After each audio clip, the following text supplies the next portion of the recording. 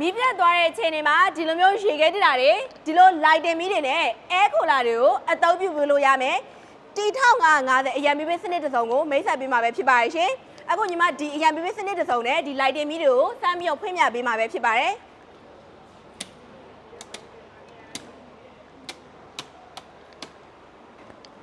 ဒီအရန်မီးပေးစနစ်တစ်စုံမှာဆိုလို့ရှိရင်ညီမတို့အာမခံ3နှစ်တိတိပေါင်နဲ့အိန္ဒိယနိုင်ငံတော်စစ်စစ်ဖြစ်တဲ့လူမီနီယာအမတ်စိ1550 V 24 volt ပြူပဆောက်ဝင်အင်ဗတာတစ်လုံးပါဝင်မယ်သူ့ကိုတွဲဆက်ပေးထားတဲ့ဘက်ဒီမှာဆိုရင်လည်းညီမတို့အာမခံတနေ့တိတိပေါင်နဲ့အိန္ဒိယနိုင်ငံတော်စစ်စစ်ဖြစ်တဲ့လူမီနီယာအမတ်စိ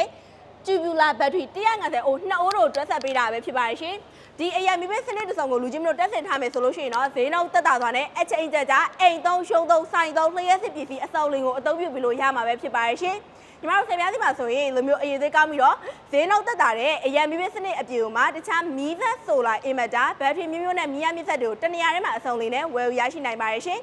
ဆက်ဝေထားလို့ကိုရိုင်ကိုကြလာဝယ်ခြင်းနဲ့ဆိုရင်တော့ရန်ကုန်မန္တလေးပြည်ုံလေးတောင်ကြီးမြို့မှာဖွင့်လှစ်ထားတဲ့ညီမတို့ရဲ့ဆယ်ပြားစီဆိုင်ကြီးတွေမှာစိတ်တိုင်းကြလာဝယ်လို့ရပါရဲ့ရှင်အသေးစိတ်ဆက်သွယ်ပြီးမြင်ချင်တာရှိရင်လည်း hotline နံပါတ်3999933010ကိုဆက်သွယ်ပြီးမြင်လို့ရပါရဲ့ရှင်